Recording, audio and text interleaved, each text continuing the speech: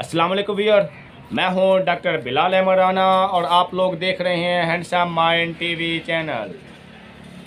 मुझे उम्मीद है मेरे तमाम व्यूअर खैर व आफियत से होंगे और आज हम बात करेंगे रिश्तों के इंतखाब के हवाले से।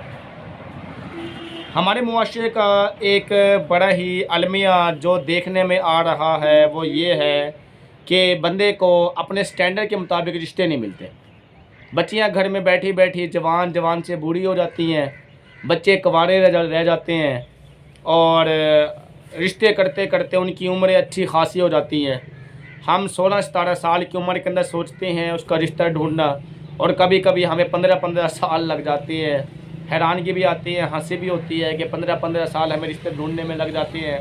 मैंने कुछ ऐसे केस को देखा है और मैंने सोसाइटी के इस मसले को काफ़ी ज़्यादा महसूस किया है कि इसके ऊपर बात होनी चाहिए कि ऐसा क्यों होता है, इसको कैसे हल किया जा सकता है, हमें कैसे अपने रिश्तों का इंतखाब करना चाहिए और किस तरह से रिश्ते हमारे लिए कौन से सूटेबल रहते हैं, किस चीज़ को हमने देखना है और कौन कौन सी बातें हमारे इन तमाम मामलात के लिहाज से सूटेबल है। एक बात तो ये कि एक लफ्ज़ ने ना तबाह करके रख दिया और वो लफ्ज़ है स्टैंडर्ड। जब हम स्टैंडर्ड का लफ्ज़ मुँह से निकालते हैं तो उस चक्कर में बाद दफ़ा हम सारी जिंदगी कुंवारे बैठे रहते हैं।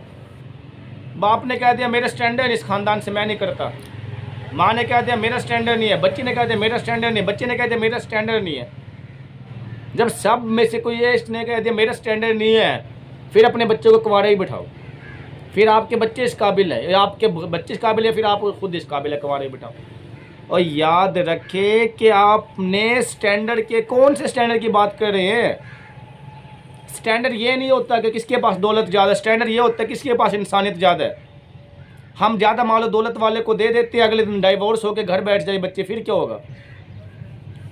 हमने अमीर ज़्यादा नहीं देखना होता बल्कि हमने इंसानियत को देखना होता है। और एक अहम बात जो आप लोगों तक पहुंचाना लाजमी है, मैं समझता हूं, वो ये है कि रिश्ते के जब इंतखाब की बात होती है ना तो कुछ फैक्टर ऐसे हैं कि वो हम सामने रखते हैं।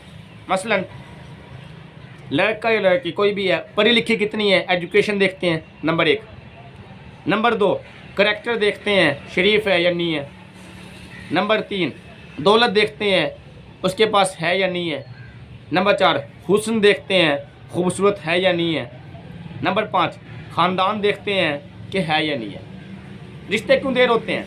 या हमें खूबसूरती नहीं मिल रही होती, हुस्न, या हमें माल दौलत नहीं मिल रहा होता, या फिर हमें वहाँ पे कोई तीसरी चीज़ तालीम नहीं मिल रही होती, या फिर वहाँ पे हमें ऊंचा ख़ानदान नहीं मिल रहा होता, या फिर हमें करैक्टर नहीं मिल रहा होता। और फिर क्या होता है, हम चाह रहे होते हैं दो भी खाएं और चुपड़ी हुई भी खाएं।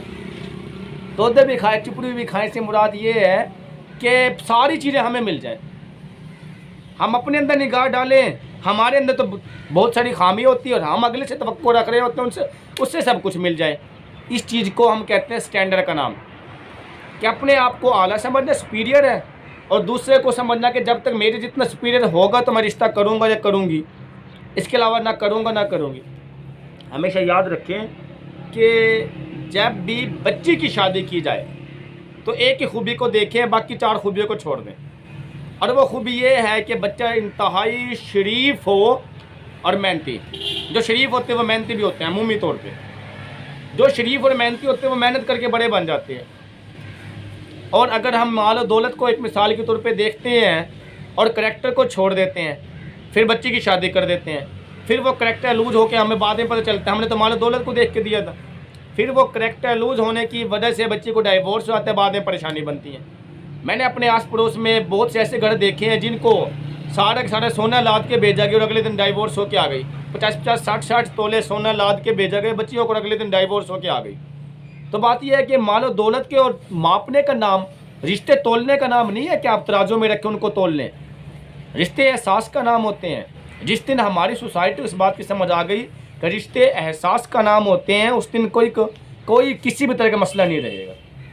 यानी आप लोग जब भी रिश्तों का इंतखाब करें, बस एक छोटी सी बात पे अमल कर लें, आपके सारे मसले हल हो जाएंगे। और वो छोटी सी बात क्या है, आप इन 5 खूबियाँ जो मैंने बताई हैं कि हमने 5 खूबियाँ देखनी होती है अगले घर में, इन 5 खूबियों के अंदर से कोई सी 2 खूबियों को पकड़ लें जो आपको मोस्ट इम्पॉर्टेंट लगती है, और उन 2 खूबियों के अकॉर्डिंग जो आपको मिलता है वहाँ से दे, वहाँ से पे आप अपने बच्चे का रिश्ता ओके करें, शादी कराएं टाइम पे। बाकी उसका नसीब होता है, बाकी उसका नसीब है। शादी के बाद क्या बनेगा, अगले घर वाली क्या नसीब लेके आएगी या क्या नसीब लेके जाएगी, वो उसका नसीब होता है।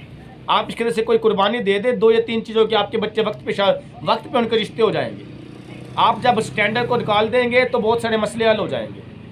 मैं समझता हूँ कि सबसे बड़ी खूबी शराफत देखें और मेहनती देखें। शराफत और मेहनती है तो वो एक न एक दिन अमीर हो जाता है, और फिर वो परमानेंट अमीर रहता है। फिर उसके वो दौलत के ज़ाया होने का ख़तरा नहीं होता, क्योंकि वो हलाल तरीके से और अच्छे तरीके से कमाई गई होती है।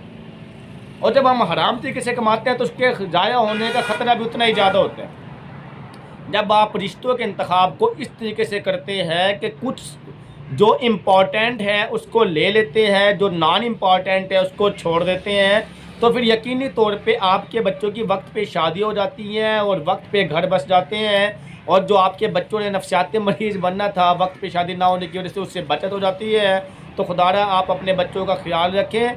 जैसे आपका बच्चा बालिग हो और आपका बेटे है, जैसे वो 2 टाइम की रोटी कमा सके तो आप उसकी शादी करें।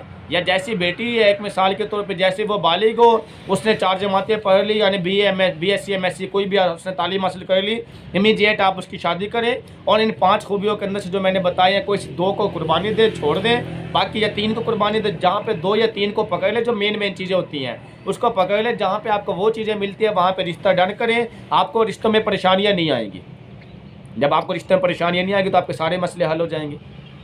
बात छोटी है लेकिन बात कीमती है, जिसको समझ में आ जानी है उसने अपने घर बसा लेने हैं, उनके वक्त पे शादियाँ हो जानी है।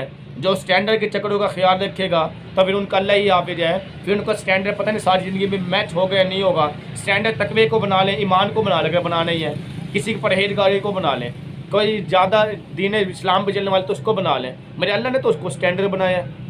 जब अल्लाह रब्बुल इज़्ज़त ने ज़्यादा स्टैंडर्ड उसको बनाया है जो ईमान वाला है, तकवे वाला है, परहेजगारी वाला है, तो फिर जो दुनियावी स्टैंडर्ड हम बना के रखते हैं ये सिवाय तबाही कर कुछ भी नहीं है। जब आप लोग इस तरीके से चलते हैं तो आपके सारे मसले हल हो जाते हैं। आपके बच्चों के वक्त पे शादियाँ हो जानी है और वो इजीली इमोशनल कंट्रोल प्रोसेस में आ जाने हैं।